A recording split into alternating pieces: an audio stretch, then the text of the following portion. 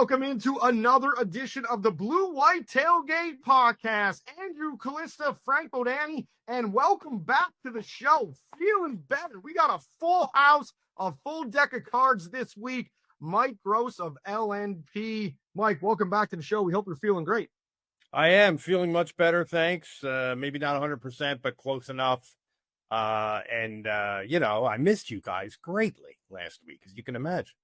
Well, you're 80%, 90%, 75%, and Frank 75, 80, 90% matches my 110% any day of the week. We got a great show for you guys. It's really a math problem. Yeah. It is the math problem. Math problem is everything. Budget, people, whatever. Yep. So great show. We got a fourth joining us. The great voice of Penn State Athletic he does everything. Baseball. He goes in for basketball. He does the football sidelines. He's the voice of Penn State hockey. Mr. Brian Tripp, a good friend of mine and a friend of the show's as well, is going to be joining us later on in the program. We're going to be talking Penn State wrestling, Penn State basketball. With Tripper, we're going to be talking, Penn State hockey and Penn State football. Guys, we are going to start talking with Penn State basketball. And Mike, one of the topics we talked about last week, I want to get your thoughts right away on this, is the lawsuit from Kanye Cleary regarding the program NIL. Pretty much everybody related to Penn State under the sun with the lawsuit about loss of NIL value and things like that. What is your initial take, and have we learned anything since last week when it broke about new developments? Oh, I can remember the end of Clary's time as a player at Penn State, and it was a strange situation because he was one of the few guys on that team that could score, but he didn't do much else, and he didn't look interested in doing much else, and his body language as a teammate was not good, and now we come, significantly after the fact. Now we've got a lawsuit. Of course, my instinct is to defend Mike Rhodes because I am very fond of Mike Rhodes and know him pretty well. We don't know. We don't know. This is a part of the landscape now. James Franklin has had to deal with these kind of things. But what I know is what I remember from Clary as a player, which was at the end, he looked checked out. And it was a strange thing because it probably was hard for Mike to pull the trigger on, cutting ties with him because he was about the only guy they had in his team who could score the basketball, as Jimmy Lynam says. But that's all I know about it. I mean, who knows the reality? I don't want to assume that Mike Rhodes is, crystal, squeaky clean on this. But I certainly don't want to assume that he's not either. Well, we're going to stick with the basketball theme here because it is March Madness. Before we get to Matt Madness and all the Penn State fans, and yes, talking Penn State wrestling and the great work by Frank Bodani as he covers that beat top to bottom as he'll be in Philadelphia this week for the NCAA championships. Penn State basketball, they declined an invitation to the NIT, playing pretty good basketball all the way at the end of the season. So I was a little bit surprised. But guys, I wanted to get your take on Penn State skipping the NIT. 11 schools across the board had NIT invitations that skipped. Frank, I want to start with you. Is it ever good to skip a postseason invite when you're trying to build something? Well, I think it's all situational because I immediately go back. Now, granted, a little different in the middle of COVID, but I mean, Penn State football probably could have gone to a bowl game in 2020. They won their last, I think 4 games in a row, but they immediately, after they beat Illinois, they said, we're done. And granted, a different situation to some degree, but I think there's times maybe when teams are just, that's it for now, I mean, how much do they gain from this? I think it's up to the team. I mean, Penn State's made some great runs in NIT, right? In the past. They won it. Right. Not that long ago. Yeah. But this team maybe, under Mike is different. I mean, they struggled so badly for legitimate reasons the second half of the season. Maybe it's just time to kind of move on to the next rebuilding part of this program. I don't know what you think on this, Mike. Well, yeah, basketball I think is different from football in that the team chemistry is so delicate and so important. Everybody's got to get along. Everybody's got to be willing to sacrifice. Everybody's got to be on the same page. When I heard that they had turned down a postseason bid, I thought, well, this must tell me that Mike Rhodes thinks that things are not great in those intangible areas: cohesiveness, chemistry, the mix of the players. Because they finished the season with a win at Wisconsin, win over Wisconsin, which was went to the Big Ten championship game and is well in the tournament. I'm surprised that he didn't want to. I'm surprised that he didn't want to keep going. And at one point in the regular season, in one of his media sessions, he said he like vehemently criticized the Big Ten for not letting everybody in the league into the Big Ten tournament, having this regular season eliminating 3 teams from the Big Ten tournament, and then he doesn't want to take an opportunity to play in the postseason. It surprised me, and obviously, I can't take the temperature of his basketball team the way he can, but I think under most circumstances you would rather keep playing. Right. I think I want to correct myself. It's not official. They declined an NIT bid. They said they weren't going to accept one if they got one, or one from the new Crown basketball invitation. So I just wanted to be clear on that. But there were a lot of schools that did officially decline an NIT bid. And then there was one school that accepted one, and then it got rescinded. So hats off to the NIT selection on making sure all teams were in a row. Mike, you talked about like the temperature in the room, and I do think it's a little tough to gauge it from us being on the outside, and none of us have had the chance to talk to Coach Rhodes yet on this thing, but Ace Baldwin pretty much has given a lot, over his career. I mean, there was talk about him moving on and declaring. He was injured, and obviously he's the pulse of the team, and it's almost like, do we push forward and maybe rest him and let him prepare for the next part of his career? And then the whole transfer portal, and there's so much things to concentrate on the outside, NIL, going out, getting recruiting. I mean, going overseas and looking at European recruits and trying to get to that next step, that maybe in this era of basketball, it's not about trying to put a staple on being one of the 3 teams to end the season with a win.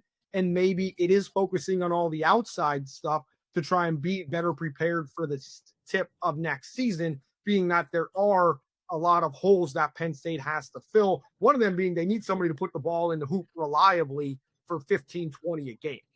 Yeah, that's for sure. They need a score. They will be bringing in a couple of freshmen who I think can help them, but it's not like they're Cooper Flag. It's not like they're going to have that kind of impact.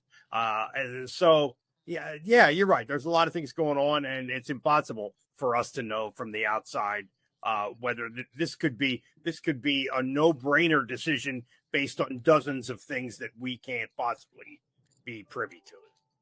Mike, you missed it last week. I said Frank and you were probably the 2 most reasonable voices in sports around me. I go right to the bombastic takes, the provocateur takes that I just, I hear something and I'm like, bam, bam, bam, bam, bam.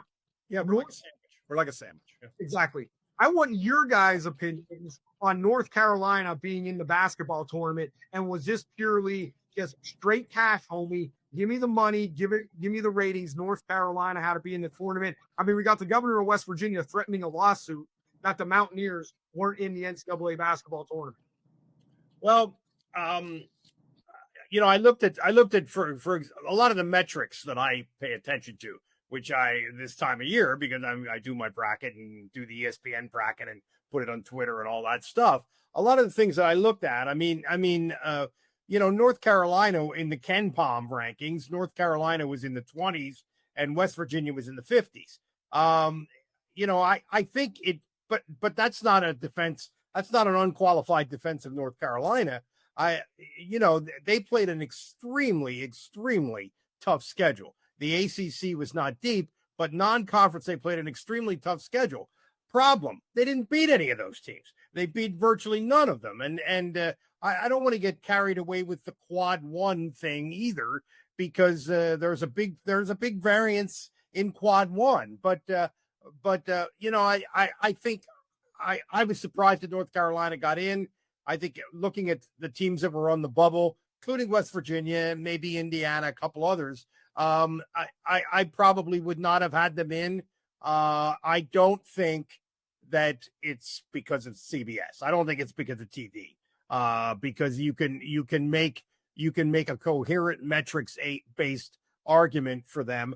I don't think if they win tonight that justifies the bid. That's something that some people have said, or that's ridiculous. And the governor of West Virginia should go back to governing West Virginia.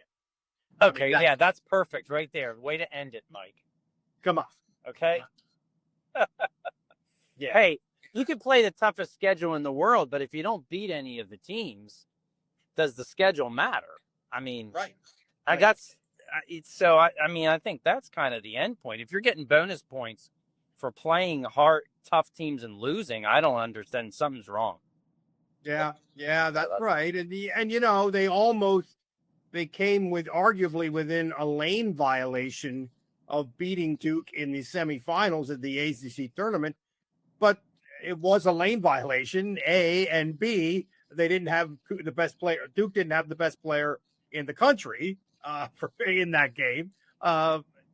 You could twist yourself in knots over this. I would not have had North Carolina in, sir. All right, we'll end the basketball talk with this. Regarding North Carolina, you can play everybody. If you don't beat them, who cares? That seems like a very valid argument when it comes to the football field, and it's been used against Penn State in the past. Two, Mike Rhodes and Penn State have more quad one victories than North Carolina. Shout out that, which means build a practice facility. If you build it, they will come. A great movie once said it with a great voice. If you build it, they will come.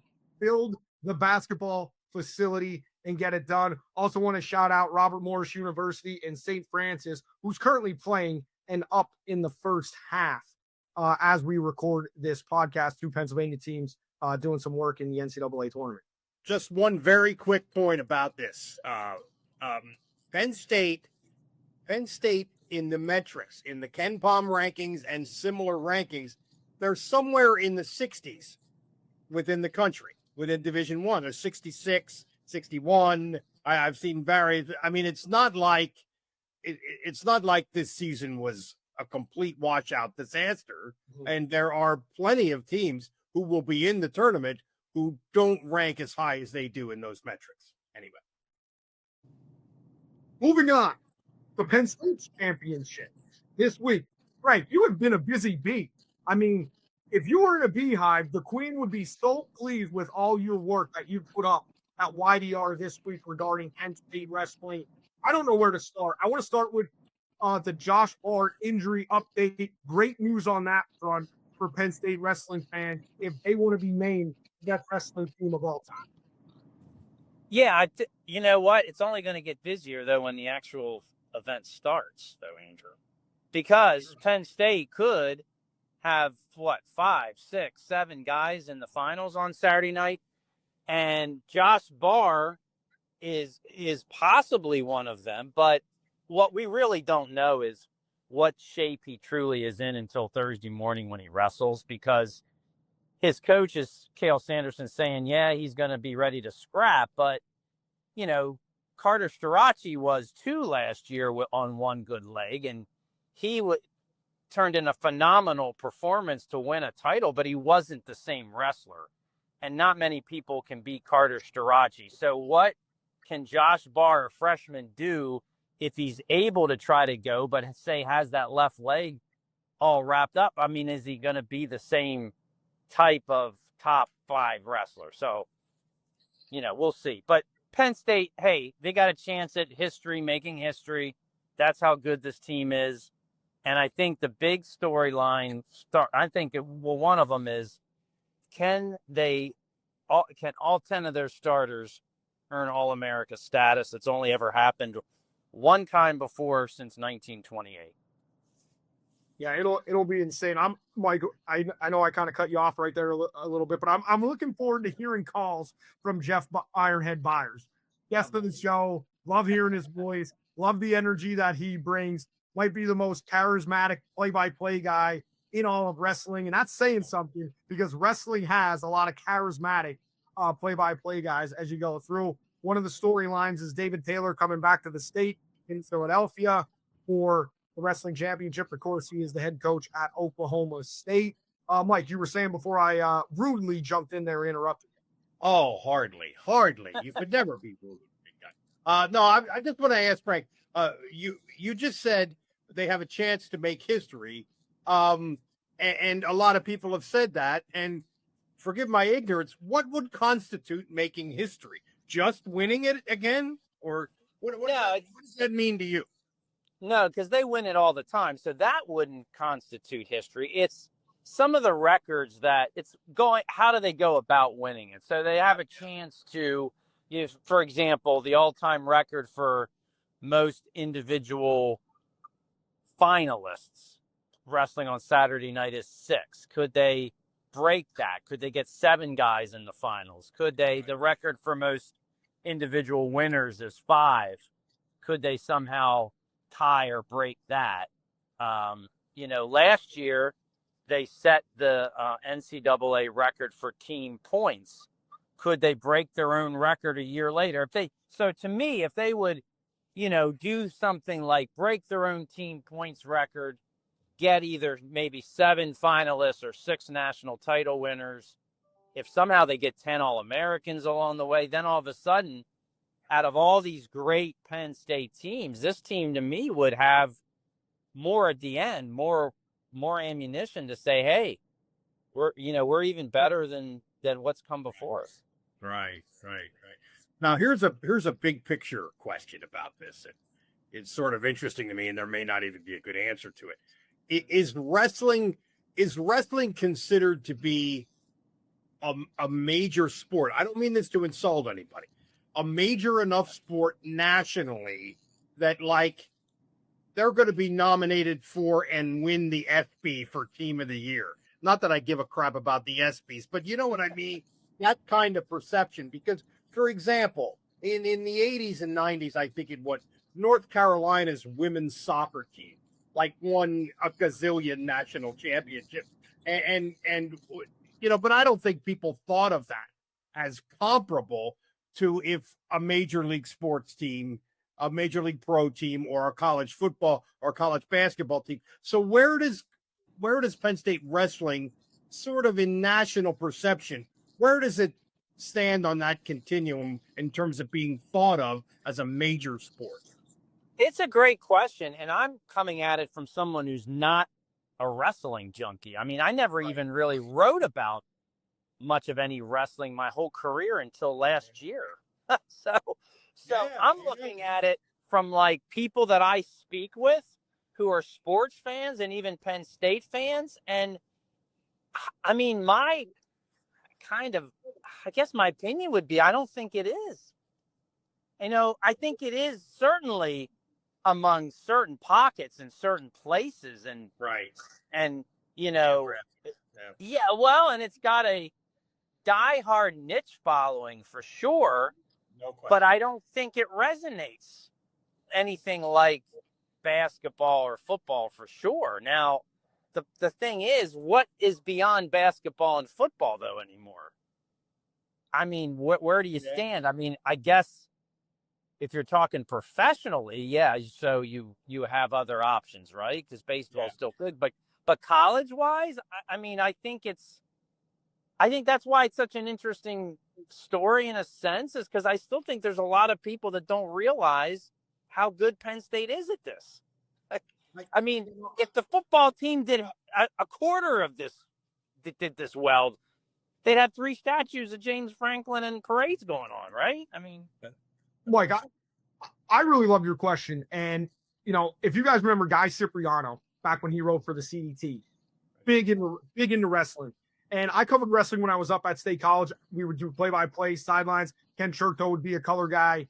I do announcing down here in the Mid-Penn for high school sports live for the area, and going to watch Central Dolphin, one of the great programs in the state. And covering the PIAA state tournament is one of my favorite high school sporting events to cover, because the top wrestlers and the diehard niche fan of wrestling are more diehard and connected into everything that goes into wrestling, from the youth program all the way up through to the U.S. Olympic trials and the U.S. team, than any other sport, in my opinion. That's where, in terms of the diehards, there's no equal. And I didn't wrestle in high school. I didn't. But the people who know wrestling, they know wrestling. And one thing that was said to me early on in my career, nobody plays wrestling. You wrestle. You wrestle. You wrestle. Yeah, it's exactly. a verb. Yeah. I think it just doesn't have the casual fans, you know? I mean, no. People who are into it are into it. The Bryce Jordan Center for that match against Iowa, there's no other crowd better, right, for an event. But it's just it's a sport that doesn't have any casual fans in a sense to me. I mean, it's not a TV sport. It's not a tailgating sport. It's not a sport where it just draws in people who aren't necessarily played it or did it or whatever. It doesn't draw them in like you would hope, I guess. I think, for example, like fairly recently, the UConn women's basketball team was ridiculously dominant for a stretch of a number of years. And I feel like more people were conscious of that was going on nationally than are knowledgeable about or understanding what this Penn State wrestling program is doing. And of course, and that's before women's basketball has taken off like that a couple of years. And they probably were. I'm sorry to keep coming back to the ESPYs, because I consider the ESPYs to be ridiculous and insipid, but you know, that UConn team probably won the ESPY for team of the year. I mean, you know what I mean? They got exception. They did, and I actually think Penn State wrestling can't, if they meet all the metrics and records that Frank has highlighted, with most appearances in a finals by a team, most champions, 10 All-Americans, and they're going to put up 167, probably like 172, maybe more points to set the record. I do think, because ESPN carries it and ESPN wants to grow things, there's a chance that that'll be used to lure in some more. This could be an interesting thing to see. If they go to Philly and kick butt, what's the national take on it? It'll be interesting to see. Frank, tell me I'm an idiot. If you would put it's almost like, well, the Big Ten and ESPN, the Big Ten Network and ESPN have grown the sport tremendously. I mean, the Big Ten Network has done a lot of good things for a lot of the Olympic sports programs in the Big Ten and around the country. But it's almost like the Frozen Four, everybody's interested kind of at the end, the casual fan. The same with wrestling. So it's almost like hockey, volleyball, wrestling. They're all in the same boat. And then the same as with baseball, who's really paying attention until the College World Series playoff bracket comes out? I mean, they're all in the same boat, and yet they're all amazingly awesome. And they all have these intricate stories that are so good that the casual fans are just missing out on if you're not a diehard. Yeah, I mean, just think about Penn State wrestling has not lost a dual meet in 5 years. They've not lost one at home in 10 years. To me, that says it all, right? I mean, what other sport, if you're a fan, can you buy a ticket to go see and know you're going to win? Be guaranteed you're going to win. And I can, so. And it's exciting. Frank, there's people that say, oh, well, Kale gets the best recruits. He doesn't have to do anything, just rolls them out there and everything. They're haters. Of course, most of those people are at other schools.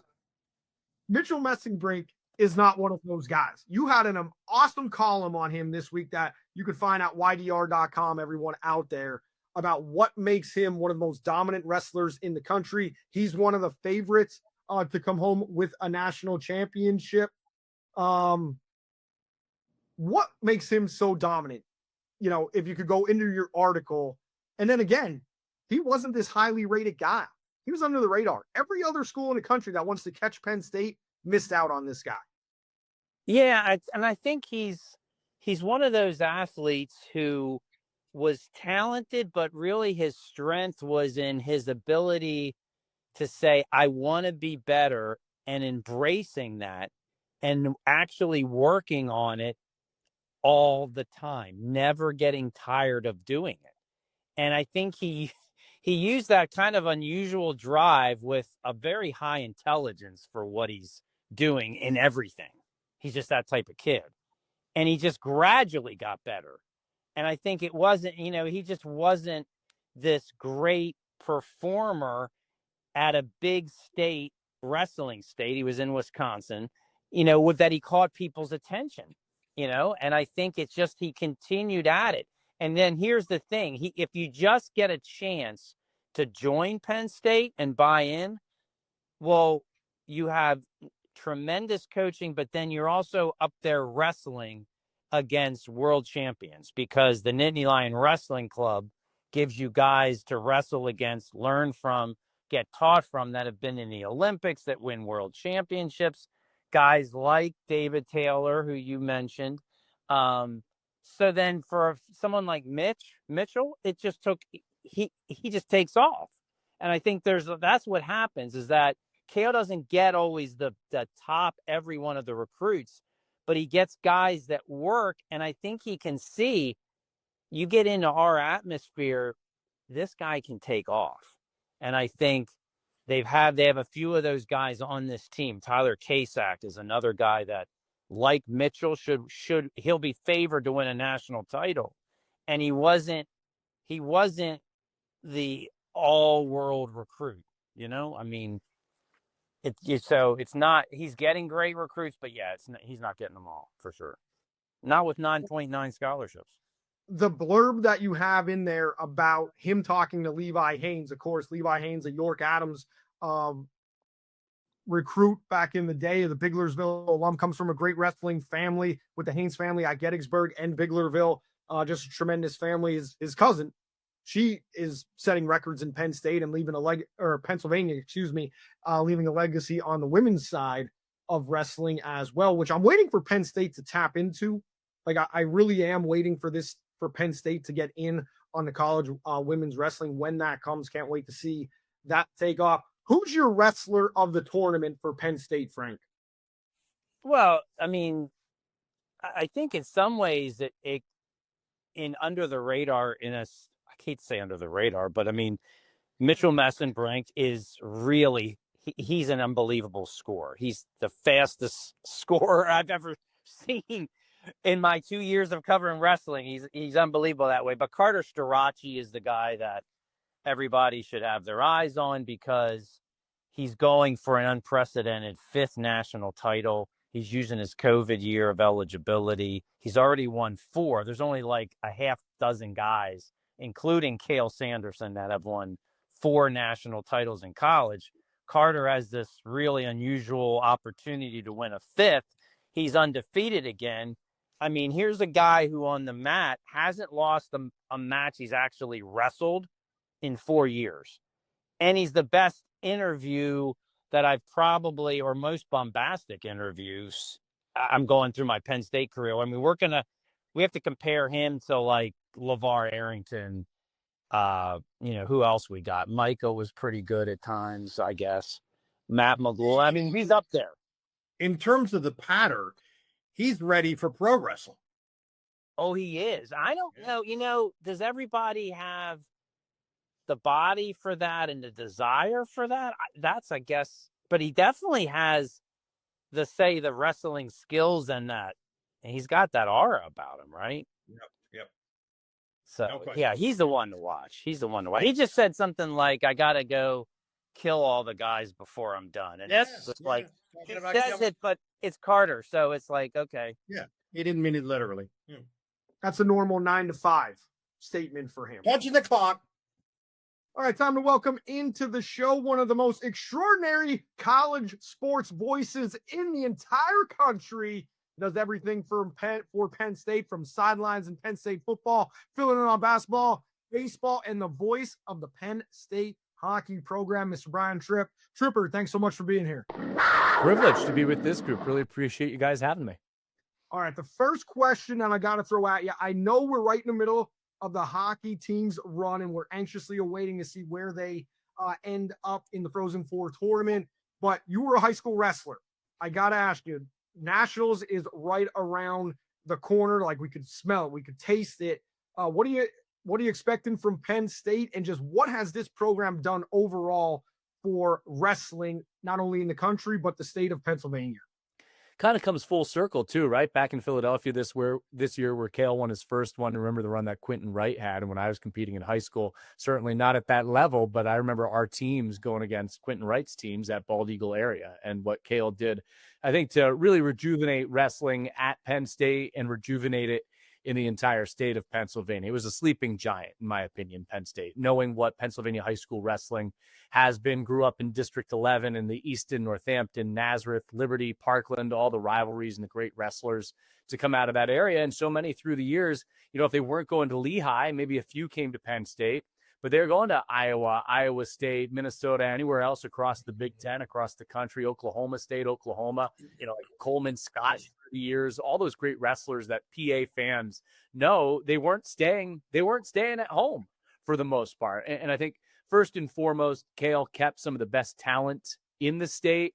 And then as they continue to grow and evolve this thing and win the national championships and develop the Olympic Regional Training Center, it became a place where if you wanted to be the best in the sport and not only win national championships at the folk style level of what Penn State's doing at the collegiate level, but the freestyle training, the Greco-Roman, becoming a hub for wrestling, I think they made Penn State and the Lorenzo Wrestling Complex and the Penn State Wrestling Room the capital of what is a great state, probably the greatest state of wrestling. Penn State, Iowa, probably going to have that argument back and forth.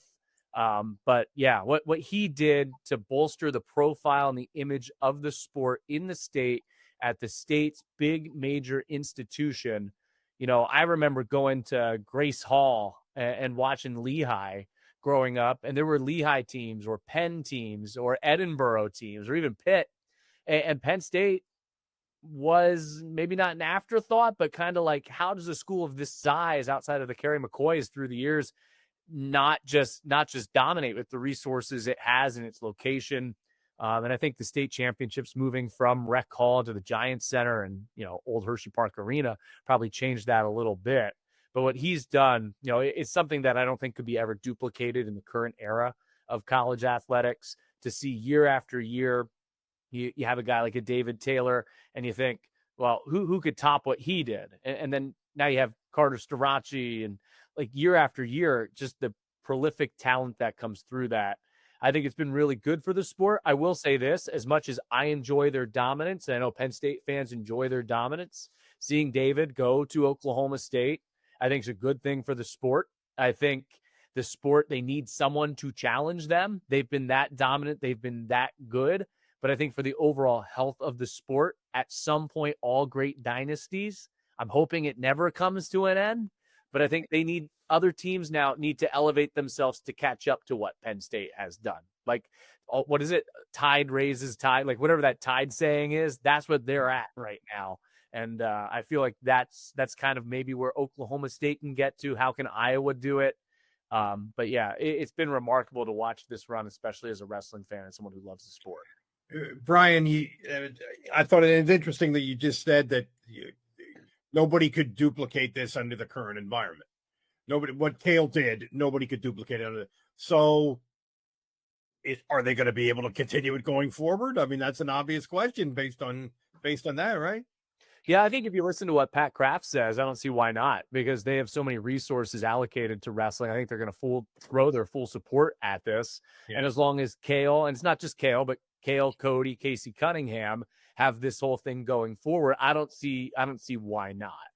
I think we're still a couple years away from them having a legitimate challenger in the sport. I don't know that they'll always be on this historic level, Mike, that they are now, where year after year you're asking, well, is this the greatest team in college wrestling history? Is this the year that's going to be the greatest team in college wrestling history? And being in Kansas City last year to see them wrap up the title as early as they did, I don't know that it's sustainable at that level, but I'll tell you, Kale wants to see 10 national champions, and he hurts. It's probably the type of competitor he is. Obviously, his success in the sport well documented. I think he hurts more for the kids that don't achieve their ultimate goal of winning a national title than he does enjoy the kids that have the opportunity to win it. And I think that's just the type of program that until 10 out of 10, which is never going to happen. It's impossible. But until they went 10 for 10, I don't think they'd be satisfied. That's just the type of competitor. That's kind of unique about wrestling, because it's an individual sport that's also a team sport. Yeah, I agree. Hey, Brian, about Kale, is there something about Kale from your time just following him, or if you've gotten a chance to see him up close, just something that stands out about him as a coach that maybe the general public wouldn't maybe know or pick out or focus on? Is there some quality about him or how he does what he does? Yeah, I think it's a great question. I know there's kind of this public persona of this stoic competitor, fierce competitor in the corner. I think from being around him, being in their room, being at some practices, traveling with the team a couple of times, I've been fortunate enough to interview him. I think the thing that's most unique about Kale is his sense of humor, his personality. I don't know that it always shows publicly just because of his demeanor as he carries himself around in the public image. But man, he's just a loose, easygoing, funny guy who's really relatable to the guys. And, I think all great coaches, I know I had a great high school wrestling coach, Dave Kroll at Nazareth High School. And he was always known for getting the best out of his guys at the end of the year. And Kale's got that magic elixir that gets the best out of his guys when it matters most. And I think it's his personality where there's this sense of gratitude. They talk about gratitude and how grateful they are to be out there competing. It's not about wins and losses. Ultimately, yeah. I mean, Carter's quote the other day says it all, where he wants to beat everyone in the field. He wants to go out there and kill them all. I mean, that kind of says it all. But I think they're just fortunate to have the chance to wrestle and grateful for the opportunity. And that comes from Kale and his demeanor. And they don't take themselves too seriously. They're a fun group. They're enjoyable to be around. And I don't know that you get that if you're not around the program or have an inside peek into the program that I've been lucky to have a couple of times. You're the foremost expert on probably the most Penn State varsity sports because you're involved in all of it. But your forte's the hockey team. What was the spark that took Penn State? They were kind of, I'll say meddling, kind of just chugging along through the season. And then all of a sudden, this last month, hottest team in the country and looking at an NCAA berth as long as shenanigans doesn't happen right here with conference tournaments. What was the spark?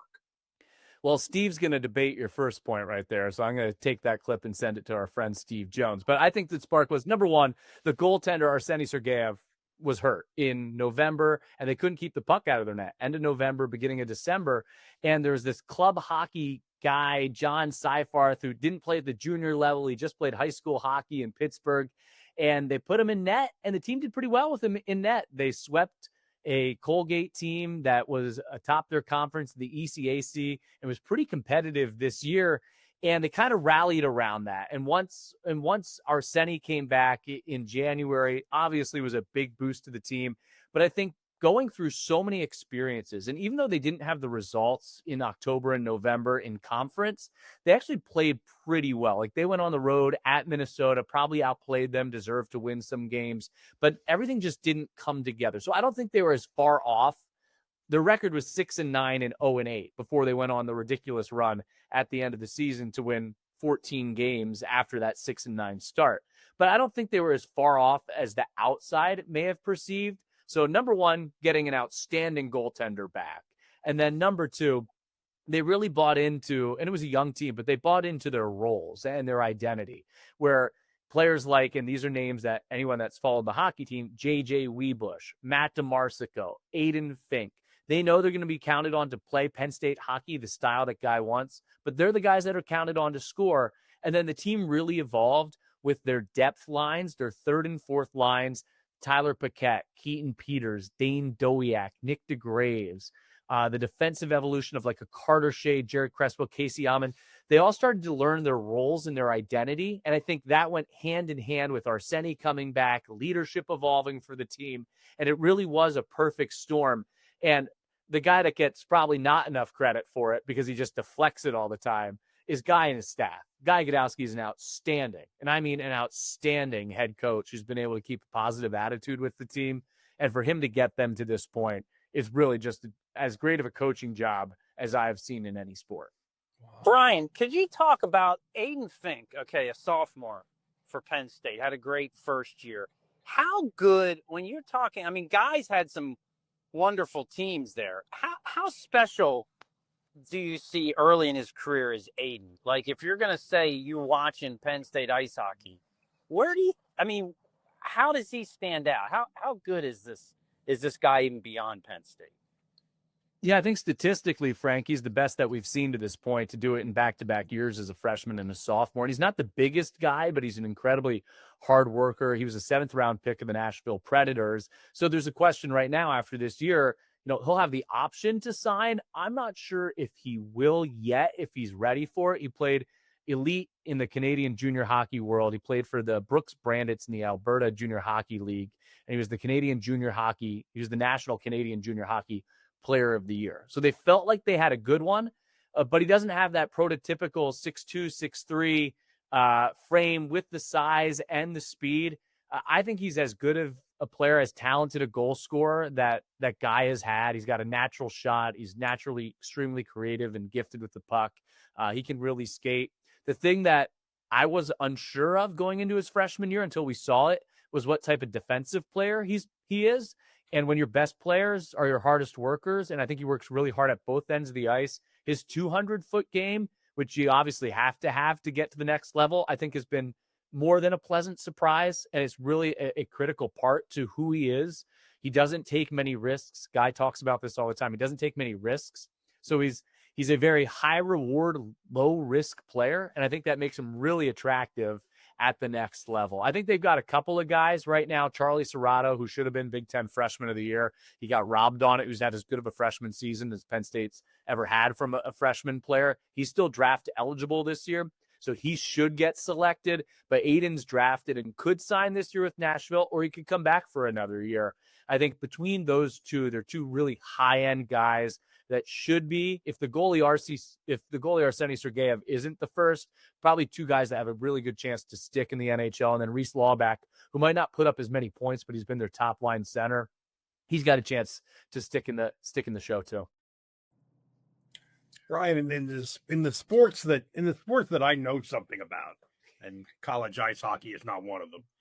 In the sports that I know something about, I have an idea how the NIL and the transfer portal and all of that works in connection with turning pro. For example, like Drew Aller might not be here now, if you know what I'm talking about. Yeah. How does that work in college hockey with the piece of it, the extra piece of it being junior hockey that is a little bit different than what we maybe are used to?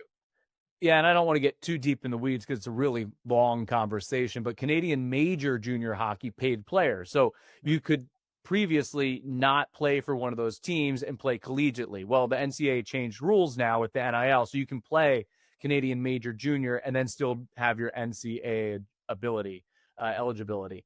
I think, Mike, I think it's still trickling down to hockey. I don't think we're there yet to the point of football or basketball and what the guys make to come back.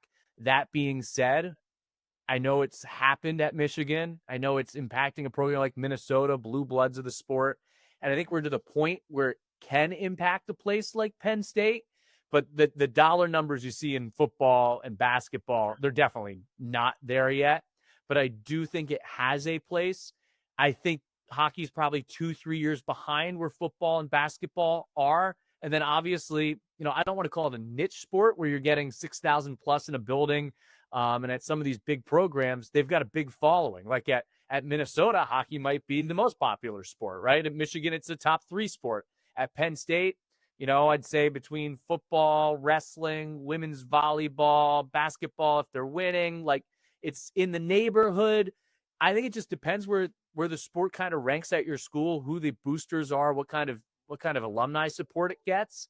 So I don't think we're there yet, but I think it can impact a guy in a decision like a Fink. Minnesota had it last year for their top guy, Jimmy Snuggerud. I think Michigan's had it in the past when they've had, they had as many as 7 first-round NHL draft picks playing on their team. Right. There's no way NIL wasn't a factor in that in some way. I just don't think it's to the extent it is in the other sports yet. And I never anticipate it getting to that level, but money talks, and the programs that have the support and the resources to do it, you'd be silly if you didn't use it. So I think if you can get it and use it the right way, it's definitely available. And they make money, right? Yeah, they make money. The program, it's one of the few that makes money. Yeah, they made money. They definitely were in the black the first couple of years, and now they're about, it's like even to just. But in terms of overall sports, like outside of the TV contracts for men's and women's basketball, a program that's not benefiting from its media rights deal to be anywhere near even or slightly above for an athletic department, and they do it with the season tickets sell out, the club seats, the alcohol sales now, parking at Pagula. Anyone that can break near even for an athletic department, that's a huge gain in this current environment where you're trying to come up with the revenue share money and the money for the facilities and the arms race and pay your the staff of a football staff and the exorbitant salaries there, and to pay the athletes. It's crazy how much you have to spend. So any program that's close to even, I think you're happy with. The hockey's teetered right at it. Yeah, the last couple of years. Right. Tripp, you can have all the things, all the resources, all the facilities, all the money. I guess money helps a little bit more than some of the other things, but you still need a guy behind the bench. Why has Guy Gadowsky been able to steadily build this program from the Casey Bailey, who was the big-time player that Penn State needed at the time, to the Alex Limoges that are now with the Hershey Bears, and is a great guy. Talks about you often when I get to see him, by the way. Just wanted to give that shout out. To now the Aiden's Fink. Why has he been able to steadily build upon every player that Penn State's been able to get in the door? The character and the personality of the player hasn't changed over 13 years. It's players who have a little bit of a chip on their shoulder, who have something to prove and want to play for something bigger than themselves and go to a university where they have the opportunity, not only in hockey, but I think overall academically, community, like the whole experience, have a great time. That hasn't changed with the type of player he's recruited. I'll say this, though. The challenge, I think, has been, I think they're there now, to recruit the players with that edge and that type of character and personality, while also incrementally through the years getting more talented players right off the bat. So I think they've won because of the style they play, the grit, the determination. Like some of the guys that have been critical for them here down the stretch, Carson Dick, Dylan Lugris, Casey Amon, they're not high touted guys that, Penn State played Minnesota. They have 16 NHL draft picks on their team this year. Yeah. Every guy in their lineup was almost an NHL pick. I don't know that would work at Penn State the way they want to play and the way that they've proven to be successful. But I think Guy has found the character of the kid first. And then as they've gone on and proven that they can develop you, that you can win here, like Andrew, you probably remember this, but when it first started, Frank and Mike probably do too. When they first started to go against Wisconsin, Minnesota, Michigan, people thought they wouldn't win for a decade. And then 4 or 5 years later, they're Big Ten champs and they're in an NCAA tournament already. That probably expedited the timeline, probably exponentially at that too, and raised the expectations. And it's Penn State, so there's always going to be expectations. But I think that expedited the timeline where now they've really found the right balance. That Guy, I think, has been able, they're 1 shot from a Frozen Four 2 years ago. And then, you have this great freshman class. Last year, they got a great sophomore and freshman class this year. And the players have an edge in a personality. And they have a top 5 recruiting class for next year. And I think they're really high on a lot of the guys that they have coming in next year. So I think it's been a marriage of that, not losing the characteristics and the foundation of the type of players, the players you've covered, Andrew, Tommy Olczyk, Patrick Cowdice, David Goodwin, the Casey Bailey, the Berger brothers. They haven't lost that, but I think they've also been able to find players and marry it with high skill levels. Kind of Evan Barrett, I'd say, was one of the first to do that. Alex obviously was that kind of guy. Cole Holtz. And they've been able to continue to do that through the years. Brian, is there anything that separates this team in your eyes from being a Frozen Four team right now?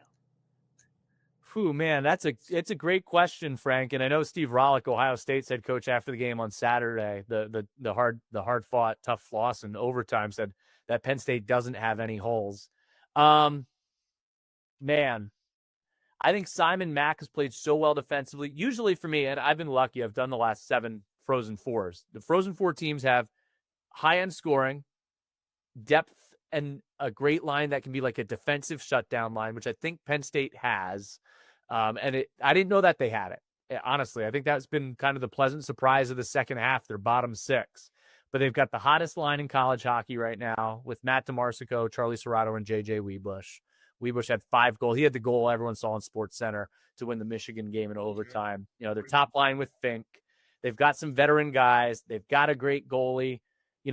For part of the year, I'd say they kind of lacked a defenseman. Like Denver's got this guy, Zeev Buyum, who's drafted in the NHL really high. Michigan State had a guy last year, Artie Levshnoff, who's playing with the Blackhawks now, a defenseman that could just carry it.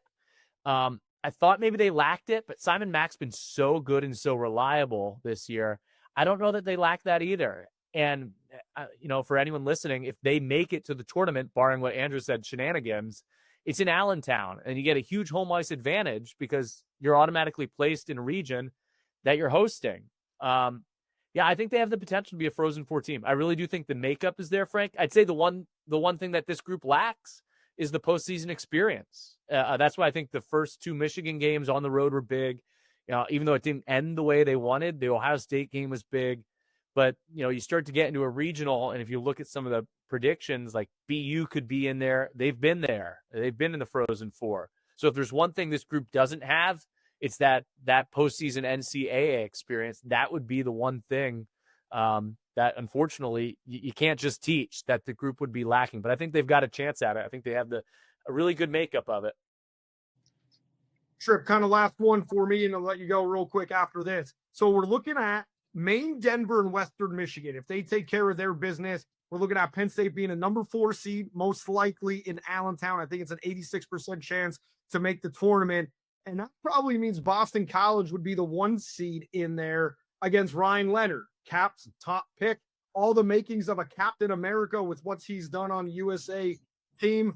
I mean, that's exciting for a play-by-play guy to call that game as well. But, how do you see that working out? I know you kind of dived into it a little bit, but you said Boston. So I wanted to bring up the Ryan Leonard element because everybody in America knows about him after what he did at the U20. Yeah, there's still a lot to play out, but I think BC would go to Manchester, New Hampshire, because it's closer to Boston. So I think they would avoid, a juggernaut team in BC. And look, you got to be the best, you got to beat the best. So if you want to get to where you want to go, you're going to have to beat them at some point. Right now, it looks like if they made it, it would probably be Maine or Western Michigan in Allentown as the number 1 seed. If BU wins the Hockey East tournament, and again, we're going really deep into this now, but if BU wins the Hockey East tournament, they could be the number 1 seed there. So I think you're looking at some combination of BU as a 2 seed, Maine or Western Michigan as the 1 seed there. Those 2 teams are physical, kind of grinded out teams. They play very similar to Ohio State. BU's talented, but they'll get up and down, and Penn State might want to get up and down with someone. They're the hottest team in the country. They've been the hottest team in the country since the calendar turned to 2025. You could look and, we could play as Penn State people, that we're going to talk about it when you go into it. Well, how's this matchup for us? What's this matchup like? Tell you, everyone else is watching, hoping that there's upsets. No one wants to see Penn State as their first round matchup with as well as they've played since the calendar. I mean, they beat number 1 Michigan State on the road. They beat Minnesota. They beat Michigan. They swept Michigan at home. Michigan hadn't been swept at home since November of 2022. So they're the team that no one wants to see. Great stuff, Mr. Tripp. And as I said to everyone, he is the foremost expert on Penn State hockey and knows pretty much everything there is to know about all of Penn State athletics. And he is the voice of the NCAA Frozen Four on the radio. Great stuff, Brian. Thanks a lot for joining the show. Really appreciate it. Honored to be a part of this panel. This is the best. And don't forget, great expose, by the way, on yourself from Onward. Was it Onward State that had that on? Yeah, it was really nice of them. They did a really good job with it. I really, really appreciated it. Probably not deserving of it. You guys probably are more than me, but it was nice of them. Got to check that out as well. Tripper, once again, thank you so much. Really appreciate it. Thank you guys. Appreciate it. Once again, we thank Brian Tripp for joining the show. And before we know it, we will be back at Beaver Stadium for the Blue-White game. Guys, what are we looking for as we inch closer to the kickoff of spring ball? We know the guys are in the weight room. They had their open weight room session for the media a couple weeks ago. We're getting towards Pro Day, which is happening in 10 days, actually, from right now. Let's start with the actual team that's coming back. What are some of the storylines you're looking for Penn State to have addressed in the Blue-White game? I think people are going to be looking for wide receivers to do anything, and the one guy that we can maybe talk about who has been here, but maybe there's a reason why he's been unproductive other than just he isn't any good is Caden Saunders, because he apparently was hurt all year last year and had a very strange sort of half role in as punt returner. So plus the transfers and the freshmen, I'm tired of hearing myself talk about this, but this is the one thing that people want to see. A lot of guys, the unfortunate thing about this is it seems to me that over the years, a lot of a number of wide receivers have had really big blue-white games and then were never heard from again. So you can't get too excited about spring ball, and you can't get too excited about the blue-white game. But in this situation, just, if nothing else, seeing that group sort itself out a little bit would be something. Obviously, that was the easy one. I'll leave the more nuanced ones to Frank. I knew you were going with that word. Okay, I love it. Well, that is the big one. Even if we can't tell it visibly, that is the position they have to sort out and they have to improve upon in the spring. And doing that in the spring could also mean they're, in other words, getting another body through the transfer portal, because the second session of the transfer portal is open for maybe a week, 10 days in April. So that's coming up right at the end of spring practice. But also, I think their offense is going to be ahead of their defense. Maybe that's a strange thing to say for Penn State recently, but I think so. And I think the big thing in the spring, maybe defensively, is, they're losing three of their three really experienced defensive end edge rushers, including the guy who could be the number one pick in the whole NFL draft. So you got one great one coming back, but you need more than one, especially if you're Penn State with the way they play defense. So right now, it's some young guys, and it's a guy like Zariah Fisher who hasn't been able to stay healthy. So to me, that's a big question for the spring, is developing someone, and not just one, but more, to be opposite Denai Dennis Sutton for the pass rush for the defense. I love asking rhetorical questions, and you guys knowing and expanding on it so much more intelligently than if I would have just said, tell me about the wide receivers. So I love that. I'm very much interested in seeing about Hudson, just seeing how he looks, the attitude that's on the field, as well as Ross, the portal kid from transfer wideouts. Yep. Who I love to see the smaller frame stature, see if it's actually like a KJ Hamler with his ability to go across the middle and in the slot and things like that. So I'm really looking forward to that.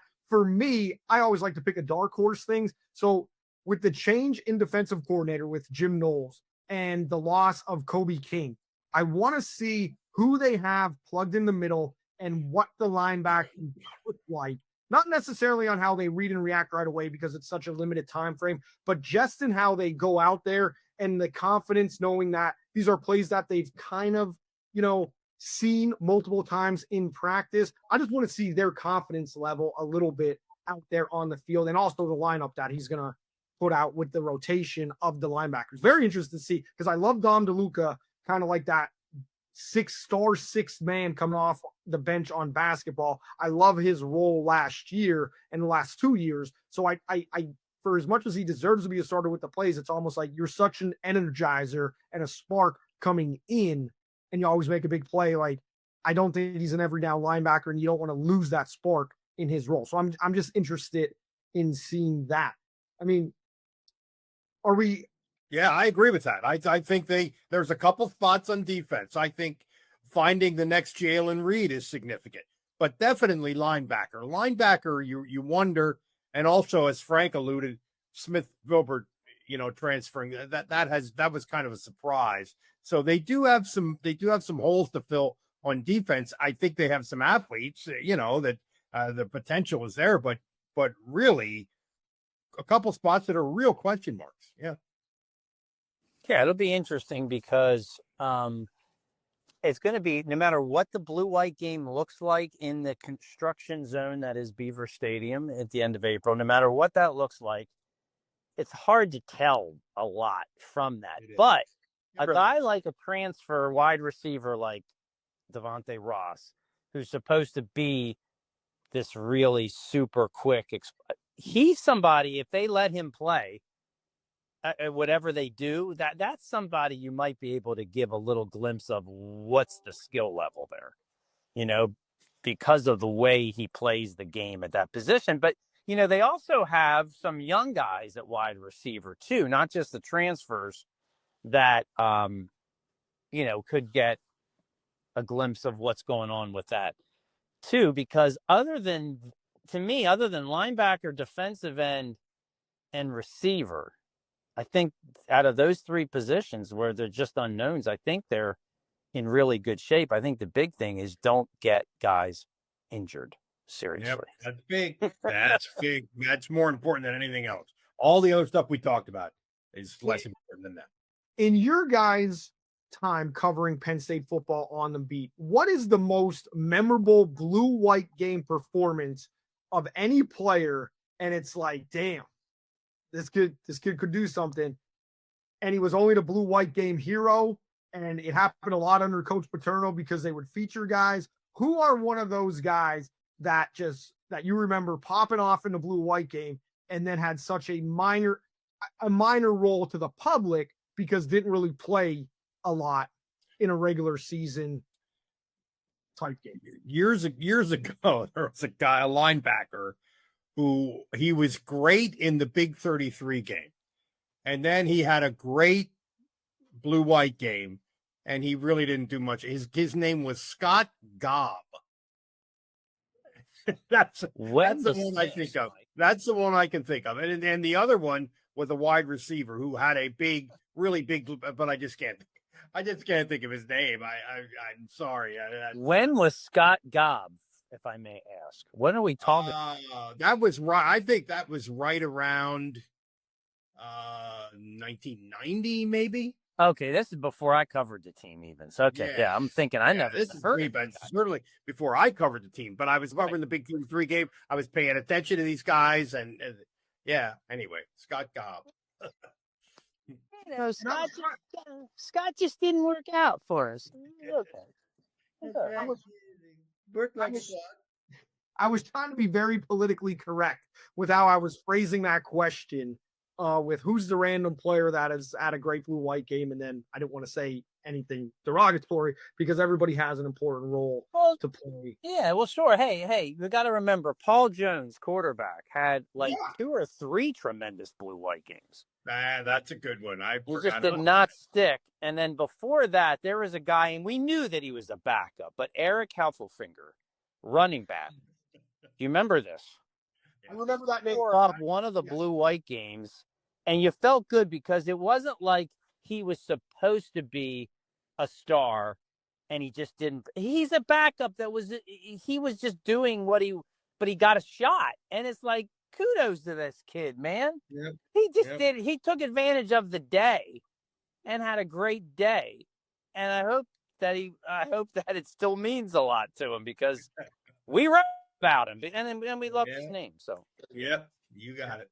It's more about the Collins show after hearing people on the way home when you're a kid growing up talking about this guy's going to be a stud and like this low concept of the game. And I just remember Joe on the radio yelling at people and being like, he's got to get serious about football. And if he was yelling at you, it was a good sign. It's when he wasn't talking about you, that was the bad sign. And of course, one of my favorites as I was covering the team, the first one, Bill O'Brien, my first blue-white game covering it, comes in and goes, guys, Penn State didn't lose today.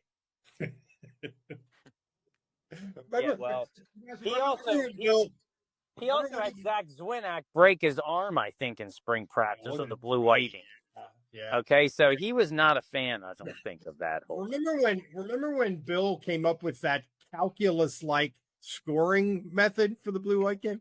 Yeah, it was just to confuse everybody. I think Steve Jones was the only guy in Beaver Stadium who knew what the score was and was keeping track of it. That was not one of Bill's. Bill had a lot of good ideas. That wasn't one of them. Steve, when you're listening, we're going to ask you truth or dare. And the question is going to be, you were like Marty Brenneman during that game, covering the microphone, goes, what the hell does that score? What does that score off the cuff to Bob Taylor in the radio booth, finding out what's going on. We'll get that one later on in the season. Well, guys, that's all I got. Do you have anything else that we want to talk about? We covered wrestling. We covered basketball. We covered Penn State hockey with Tripper. And he's a former Nazareth wrestler, so I'll give that another shout out right there. Anything else we want to talk about? I think we're good. This, for me, work-wise, this is kind of a slow week. And next week it's going to get real. It's going to get real with we're going to have the kickoff of spring practice on Tuesday. And then, I'm going to pro day, and then that's about the end for me. But, this week is a little slow. Next week we'll have tons to talk about. Absolutely. We can't wait, right? We can't wait. Let's get through NCAA wrestling first, okay? Frank is jealous that it's a slow week. Great stuff. Make sure you check out all his wrestling coverage at ydr.com. Make sure you follow him on Twitter at YDR Penn State. I'm going to miss you guys at Pro Day. I've been tabbed to be the play-by-play voice for the NFHS network for the PIAA state basketball finals. Calling the play-by-play basketball for the first time in 10 years. This is going to be interesting. Oh, that would be great. Well, I'm going to try to do both of those things on Friday. I'm going to go up there in the morning and then go down to Hershey in the evening. So maybe I'll see you. There we go. Make sure you stop by and say hello. I'm going to hit up Joe Putnam, another great voice of Penn State. Give me some pointers as I get back into it. Well, that does it for this edition of Blue White Tailgate Podcast. Make sure you reach on out to us at BlueWhiteTailgatePodcast@gmail.com and also hit up these guys on Twitter and their work email pages as well. For Frank, Mike, I'm Andrew, and Tripper, who's a great guest. Thanks for joining us. We'll see you later.